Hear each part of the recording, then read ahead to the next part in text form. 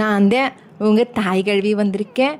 இல்லை விடிய விடிய ஏசியாக போட்டுட்டு கொரட்டை விட்டு தூங்குற அத்தனை பேருக்கும் ஒன்று சொல்லிக்கிற கேட்டுக்கோக. ராத்திரி பூரா சில்லு காற்றுல படுத்தே கிடந்தீக, உடம்பு முழுக்க கம்பு மாதிரி விரைச்சி போயிடும். மூட்டுகள்லாம் எண்ணெய் ஊற்றாத கதவு மாதிரி கிரிச்சின்னு சத்தம் கேட்கும். அது மட்டும் இல்லைல்ல, தோல் வறண்ட, சுவாச கோளாறு, தலைவலி, காது வெளி, இனி என்னென்ன வெளி வருமோ தெரியாது. பார்த்துக்கோங்க.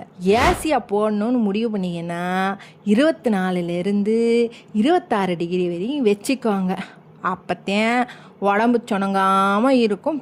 பார்த்துக்கோங்க. இல்லை கூடிய மட்டும் சன்னல் கதவுகளை திறந்து வச்சு படுக. இல்லையா ஆத்தாவோட ஏச்சி எதுன்னு தெரியுமால?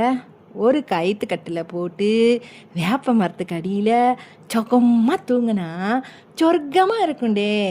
இல்லை எங்கள் சேனல் உங்களுக்கு பிடிச்சிருந்தா லைக் பண்ணுங்க, ஷேர் பண்ணுங்க, மறக்காமல் சப்ஸ்கிரைப் பண்ணிவிடுங்க.